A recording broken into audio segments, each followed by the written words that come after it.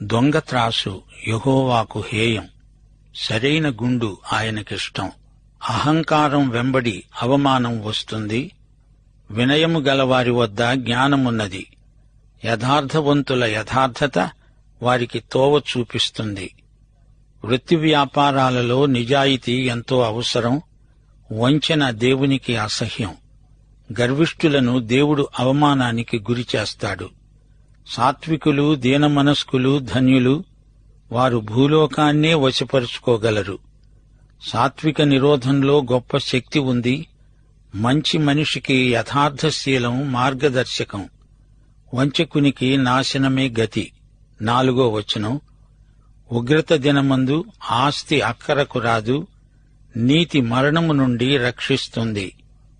విమర్శ దినమందు నీ ఆస్తి నిన్ను తప్పించజాలదు, నీ నీతే ఆ రోజున నిన్ను కాపాడుతుంది. నీతిమంతులు అంతిమ తీర్పులోకి రారు. తీర్పు దినాన దేవుడు అందరి లెక్క చూస్తాడు. ప్రతి ఒక్కడూ దేవునికి లెక్క అప్పగించాల్సిందే. ఆ రోజున నీ ఆస్తిపాస్తులు నీకు విడుదలను కొనిపెట్టలేవు. ప్రభువును నీవు ప్రేమించే వ్యక్తివైతే, ఆయన పట్ల నీకు విధేయత ఉంటే, అదే తీర్పు దినాన నీకు రక్ష, లేకపోతే నిత్య శిక్ష. యథార్థవంతుల నీతి వారి మార్గాన్ని సరళం చేస్తుంది, వారిని విమోచిస్తుంది. భక్తిహీనులు, విశ్వాసఘాతకులు పడిపోతారు. వారి దురాశే వారిని పట్టుకుంటుంది. భక్తిహీనుడు బలాఢ్యుడే అయినా అతనికి ఆశాభంగం తప్పదు. అతని ఆశ నిర్మూలమైపోతుంది. 8, 9 వచనాలు. నీతిమంతుడు బాధ నుండి తప్పించబడతాడు, భక్తిహీనుడు బాధ పాలవుతాడు. భక్తిహీనుడు తన నోటి మాట చేత తన పొరుగువారికి నాశనం తెప్పిస్తాడు. నీతిమంతునికి కూడా బాధ కలగవచ్చుగాని దేవుడతణ్ణి తప్పిస్తాడు.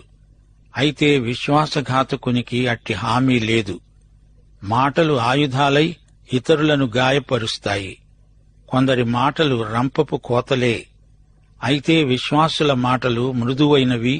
స్నేహశీలం వారి మాటలలో ఉట్టిపడుతూ ఉంటుంది.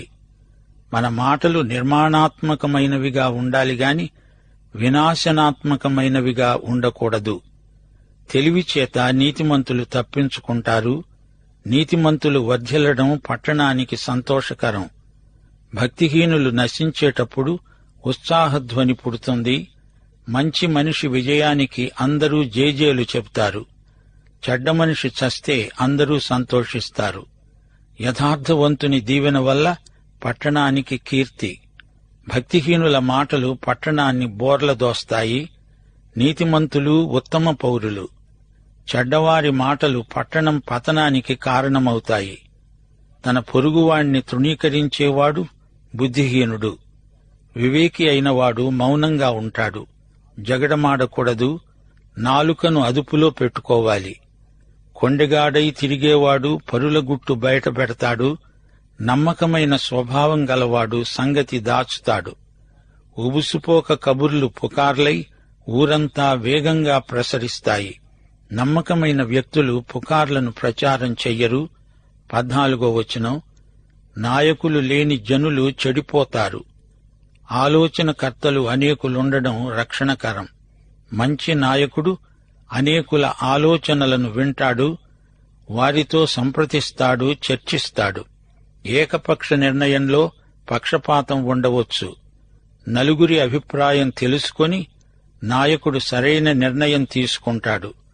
ఇంటా బయట, ఉద్యోగంలో, సంస్థలో నాయకుడు క్షణికోద్రేకంలో నిర్ణయాలు చేయకూడదు. సంఘ నాయకులు ఈ సూత్రం తప్పక పాటించాలి. ఎదటివాని కోసం పూటపడినవాడు చెడిపోతాడు. పూటపడనొప్పనివాడు నిర్భయంగా ఉంటాడు. ఆ మనిషి ఎవరో తెలియకుండా అతనికి జామీను ఉండడం అవివేకం. అంత్యనిష్ఠురం కంటే ఆది నిష్ఠురమే మేలు.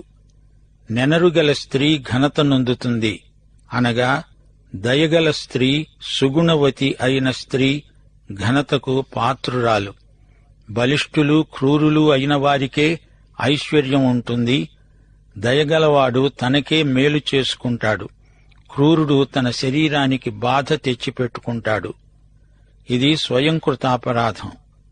భక్తిహీనుడి సంపాదన అతణ్ణే మోసం చేస్తుంది, అది క్షణికం. నీతిని విత్తేవాడు శాశ్వత బహుమానం పొందుతాడు. 19వ వచనం, యథార్థమైన నీతి జీవదాయకం. దుష్టక్రియలు విడువక చేసేవాడు తన మరణానికే అదంతా చేస్తాడు. నీతిమంతునికి నిత్యజీవ ప్రాప్తి, అతనికి దీర్ఘాయుష్షు. అతడు అనేక సంవత్సరాలు బ్రతుకుతాడు. ప్రతిరోజూ నిండు మనసుతో హాయిగా జీవిస్తాడు. నియమబద్ధంగా జీవించేవారు ఎక్కువ కాలం బతుకుతారు. నిత్యజీవం క్రీస్తునందు అనుభవించేవారు మరణానికి భయపడరు. యోహాను సువార్త 11వ అధ్యాయం 25వ వచనంలో యేసు ప్రభువు అన్నాడు, పునరుత్థానమును జీవమును నేనే. నాయందు విశ్వాసముంచేవాడు చనిపోయినా బ్రతుకుతాడు. బ్రతికి నాయందు విశ్వాసముంచినవాడు ఎన్నటికీ చనిపోడు. విశ్వాసహీనుడు నిత్య మరణం పాలవుతాడు. ఇహలోకంలో ఉండగా సమృద్ధిగా జీవించలేడు. మూర్ఘచిత్తులు యెహోవాకు హేయులు. యథార్థముగా ప్రవర్తించేవారు ఆయనకు ఇష్టులు. మూర్ఘచిత్తులు అంటే మొండి మనుషులు. ఒకరు చెప్పేది వినరు, తమకు ఎంత తోస్తే అంతా. దేవునికిష్టులైన వారికి భూమి మీద సమాధానం. క్రీస్తునందున్న వారే దేవునికి ఇష్టులు. నిశ్చయముగా భక్తిహీనునికి శిక్ష తప్పదు, తప్పించుకోలేడు. ఎప్పుడో ఒకరోజు పట్టుబడతాడు. నీతిమంతుల సంతానానికి విడుదల, స్వేచ్ఛ. 22వ వచనం, వివేకము లేని సుందర స్త్రీ పంది ముక్కున ఉన్న బంగారు కమ్మి వంటిది. ముక్కు కమ్మి మంచిదే, అందమైనదే, కాని ఏమి లాభం? అది పంది ముక్కుకు పెట్టబడి ఉంది. ఆంతరంగిక సౌందర్యం లేని బాహిర స్వరూపం ఎంత అందమైనదైనా అది దేవునికి అసహ్యం, హేయం. తెలివైన తీర్మానాలు చేయగలిగే సౌశీల్య సంపదను కోరాలి. కేవలం బయటి రూపం చాలదు, దానికి సరిపడే ఆధ్యాత్మిక అందం కూడా ఉండాలి. నీతిమంతుల కోరిక ఉత్తమమైనది, భక్తిహీనుల ఆశ అహంకారయుక్తమైనది. అహంకారం దేవుని దృష్టిలో అతి నీచమైన గుణం. నేను అనే సర్వనామం వారిని సర్వనాశనం చేస్తుంది. 24వ వచనం, వెదజల్లి అభివృద్ధి పొందేవారున్నారు, తగిన దానికన్నా తక్కువ ఇచ్చి లేమికి వచ్చేవారు ఉన్నారు. ఔదార్యము గలవారు పుష్టి నొందుతారు, నీళ్లు పోసేవారికి నీళ్లు పోయబడతాయి. సోదరీ సోదరులారా, ఇది దాతృత్వ వచనం. ఇచ్చిన వారికి సమృద్ధి అనేది ఆధ్యాత్మిక నియమం. నీకున్న సంపద, సామర్థ్యము, సమయము ఇతరులకిస్తే నీకు ఇంకా ఎక్కువ వస్తుంది. మనం ఇవ్వడం మొదలు పెడితే మనం ఇంకా ఎక్కువ ఇవ్వగలిగేటట్లు దేవుడు మనకు ఇంకా ఎక్కువ ఇస్తాడు. మనం ఇచ్చేవారమైతే మనకున్న ఆస్తిపాస్తులను గురించిన సరైన అంచనా, అవగాహన మనకు ఏర్పడతాయి.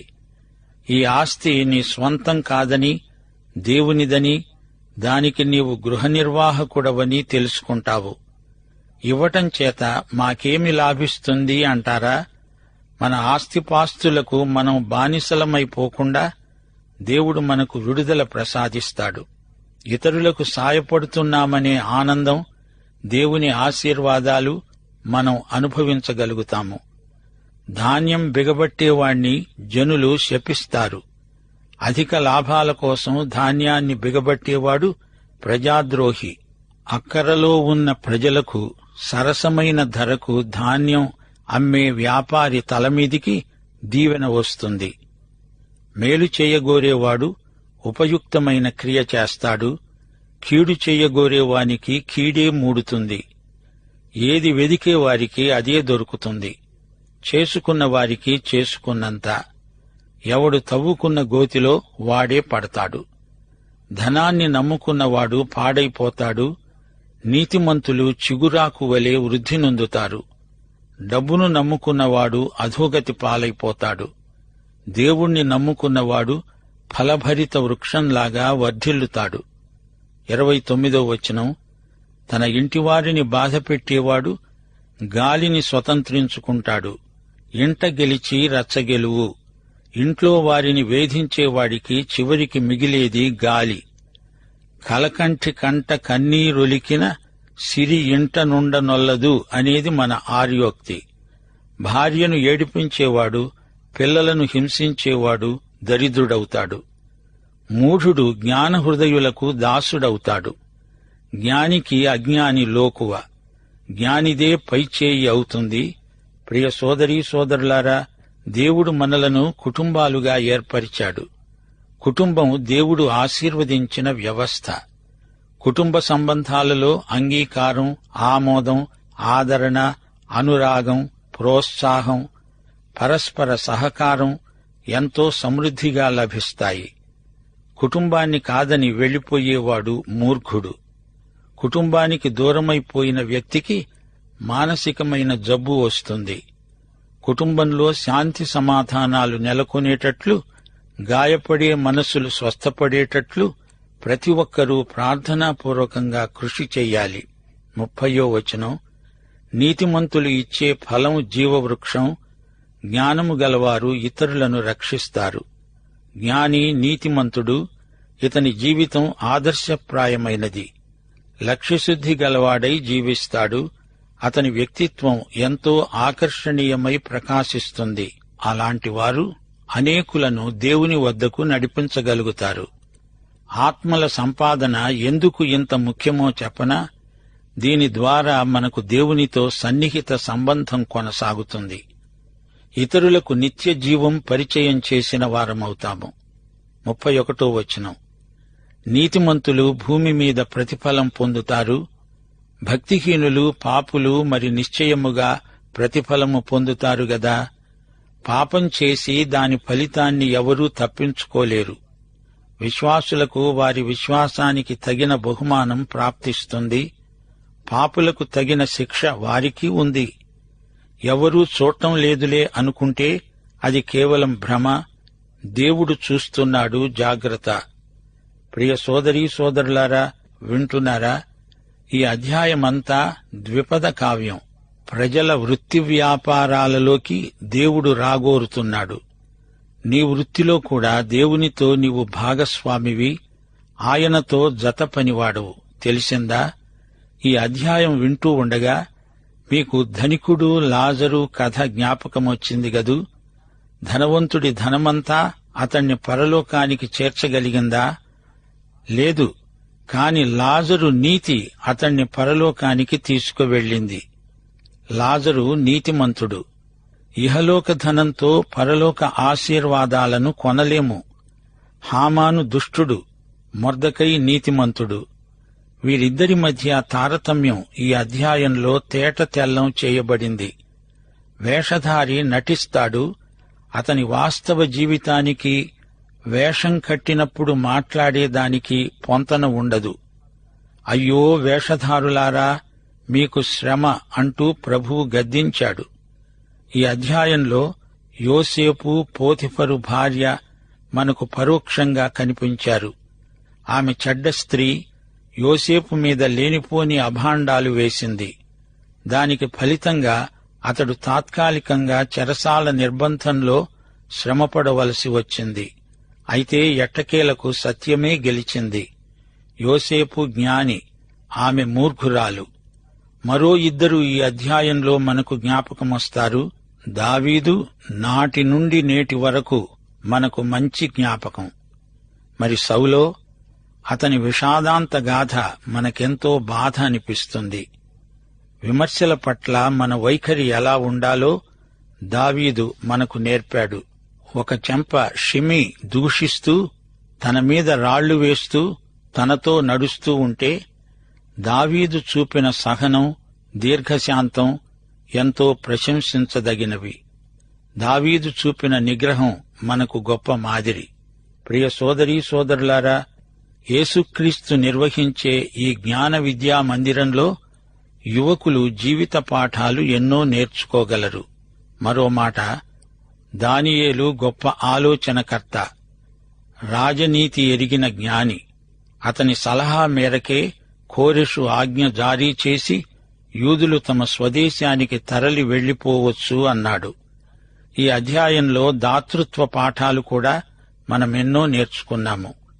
2 కొరింథీ 8వ అధ్యాయం 9వ వచనంలో పౌలు ఈ సంగతే చెప్పాడు. మీరు మన ప్రభువైన యేసుక్రీస్తు కృపను ఎరుగుదురు గదా. ఆయన ధనవంతుడై ఉండి మీరు తన దారిద్ర్యము వలన ధనవంతులు కావాలని మీ నిమిత్తము దరిద్రుడయ్యాడు. కీర్తనలు 69 వచనం 4.